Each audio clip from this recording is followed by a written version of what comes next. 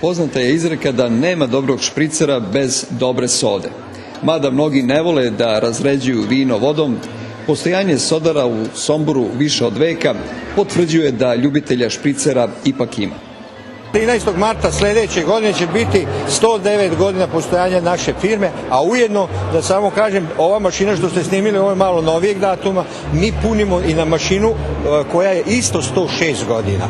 Ako je u vinu istina, onda je i tačno da je sve više onih koji žele da proizvode dobro vino. Udruženje Visovi iz Kljajićeva obnavlja vinograde u svom selu. Udruženje od 2007. pokušava da se povrati taj deo isto manjim. Nije još niko, jedino jedan malo veći vinograd, ali ima dosta malih vinograda, tako od 10 ari koji za svoje kućne potrebe, a mi smo se upravo radi toga i osnovali da bi to proširili. Iskusni vinari rado dolaze na sajmove, ali i zameraju državi na propisima uvoza vina.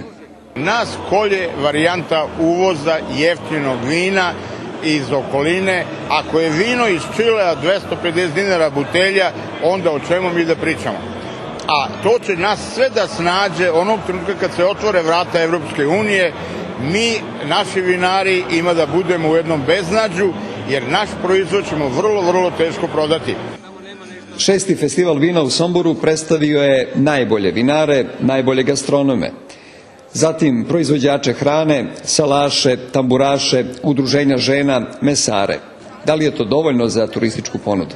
Nama je ovo cilj da ukažemo na našu hranu, da ukažemo na naše programe i da ukažemo da u Somboru može da se dobro zabavi i da se dobro provede, ali isto tako ćemo sada na ovom festivalu pokazati naše prednosti koje imamo u Gornjem Podunavlju, koje imamo u kulturi, koje imamo u gastronomiji i to će biti jedan put da ovaj turizam naš postane brend. Jedno je sigurno, ovaj 6. festival vina u Somboru je na izvestan način prekretnica kada je reč o novinama u turističkoj ponudi grada Sombora.